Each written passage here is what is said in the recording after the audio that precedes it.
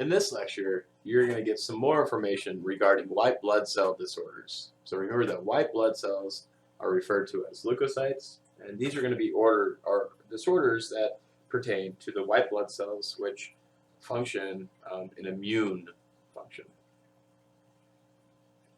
So the first disorder really that this audio lecture is going to focus on is lymphoma. Okay.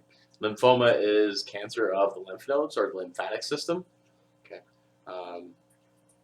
So we actually have a couple different types. We have Hodgkin's lymphoma, which we'll detail these later on in the lecture, okay, and non-Hodgkin's lymphoma.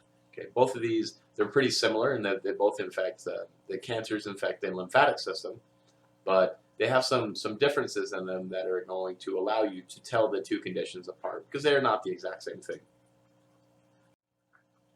All right, so some of the risk factors for developing lymphoma, it doesn't matter if it's non-Hodgkin's or Hodgkin's, can be previous infection with a virus, so HIV or Epstein-Barr virus. Presence of an immune disorder like immunodeficiency or an autoimmune disorder. And maybe, yeah, it's not going to be neutropenia necessarily, but we see disorders with various leukocytes can cause these white blood cells to develop, or the lymphatic system to develop lymphoma. And now we have another infection that could indicate some transmission or development of this disorder. Those are going to be Helicobacter pylori. This is a bacterial infection. And then we have human T-cell leukemia. Okay, so if we impact the T cells. Okay. Now moving on into our specific types of Hodgkin's or into lymphoma. So the first type is going to be Hodgkin's lymphoma. Okay. Now, some identifying things that we're going to see in this are going to be that it produces solid tumors with stereotypical cells. So these stereotypical cells resemble this cell right here, and this is known as a Reed-Sternberg cell.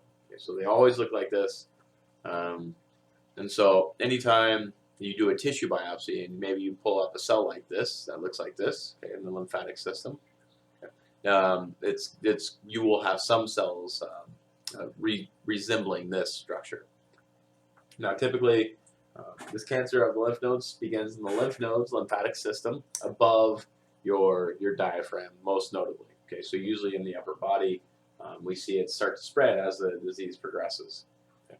There's several subtypes of Hodgkin's lymphoma, so in diagnosing Hodgkin's lymphoma, really looking for the subtype is going to help you with the treatments. Okay. And just like this last bullet point says, this is a very survivable condition, okay, if you catch it early and you're catching the more specifics of it. But this is the curable form, okay, of lymphoma to get. It generally affects people between the ages of 20 to 40, and it affects more males after the age of 50. Okay. But just like the last slide said, it said that the cures are improving life and it's starting to increase in frequency. And so we're seeing the mortality rate, not the development of it. So the development of this disease is pretty flat, but we are seeing the mortality rate decline because of advances in medicine.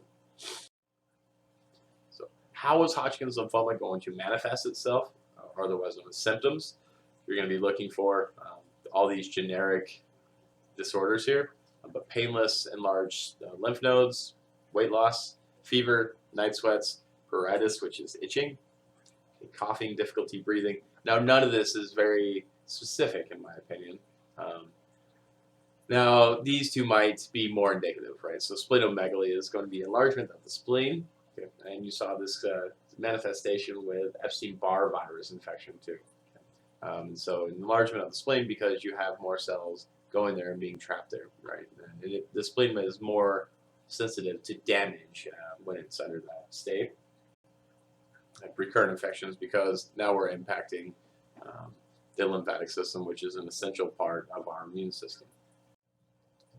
How would you diagnose this? You're going to be looking for Reed-Sternberg cells, okay? A complete blood count, so if we're looking at changes in leukocyte distribution. Okay? So chest x-rays would help you identify the tumors, okay? And then you would stage the disease according to the progression. Right? So we'll step through that here in a second. So in stage 1, lymphoma, Hodgkin's lymphoma, the tumor cells are located in one lymph node, meaning it has not spread to another lymph node, which is pretty common.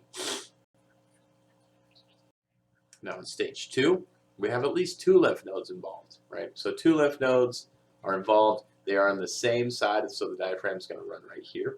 And so they are on the same side of the diaphragm, and they might begin to accumulate in organs, right? So now we might see lymphoma cells spread to one tissue or an organ, okay? And we're not going to see it all over the place there, but we do see it starting to spread. In stage 3 lymphoma, you're going to see the tumor cells or the lymphoma cells start to develop below the diaphragm. So now it's crossed this barrier and it's entered our abdominal cavity. Okay. So we could find lymphoma cells embedded into lymph nodes, multiple lymph nodes, or multiple organs, and there'll be at multiple sites in those organs. And so the cells can actually be found in the spleen as well. So if you recall, the spleen is like over here.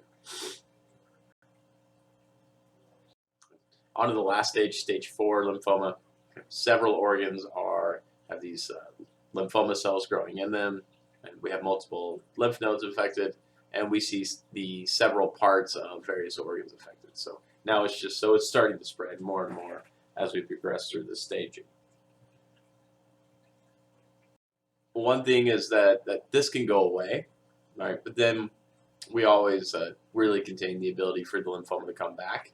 And so we have this recurrent stage. This is after the stage, so after you've gone into remission. Now the recurrent is meaning it's come back, okay, and it's starting to infect lymph nodes again. And then it would progress through the various stages, as we see here.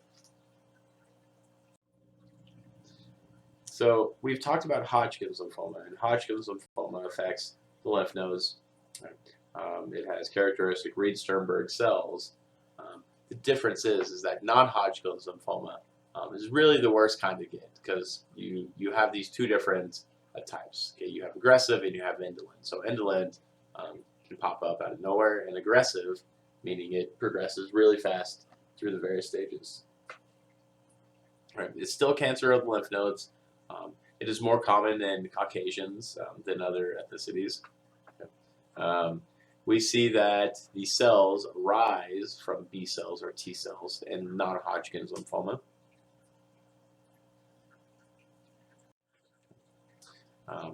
And it's going to be pretty similar to Hodgkin's lymphoma, right? So the real difference comes in here in that it is progressing at a different rate. So non-Hodgkin's lymphoma usually starts to progress faster than Hodgkin's lymphoma. All right. And so comparing Hodgkin's lymphoma and non-Hodgkin's lymphoma, Hodgkin's lymphoma is going to be cancer in lymph nodes. Non-Hodgkin's lymphoma, we see the same disorder. Okay. Hodgkin's lymphoma, we're going to get presence of Reed-Sternberg cells. We don't have those in non-Hodgkin's lymphoma. Hodgkin's lymphoma spreads slow, so it grows slow. Okay. Non-Hodgkin's lymphoma spreads rapidly. Okay, so you have the aggressive form and then the indolent form. Now, non-Hodgkin's lymphoma is less predictable than Hodgkin's lymphoma, and so it metastasizes to other locations. Okay? And generally, when you go to the doctor for diagnosis, metastasization has already occurred. Right? So it's very unpredictable, much more unpredictable than Hodgkin's lymphoma that we see over here. Yeah. Hodgkin's lymphoma is staged on a scale of 1 to 4. 1 being the earliest, 4 being the latest. Non-Hodgkin's lymphoma is used on the same staging. Now, this is the big difference. So the rate, and now the prognosis, right? So the prognosis for non-Hodgkin's lymphoma is worse than Hodgkin's lymphoma, and it's not good. And this is partially due to the metastasization that you see, so the spread of the cancer to various tissues in your body. So. All right, well, that is the end of this audio lecture. Until next time.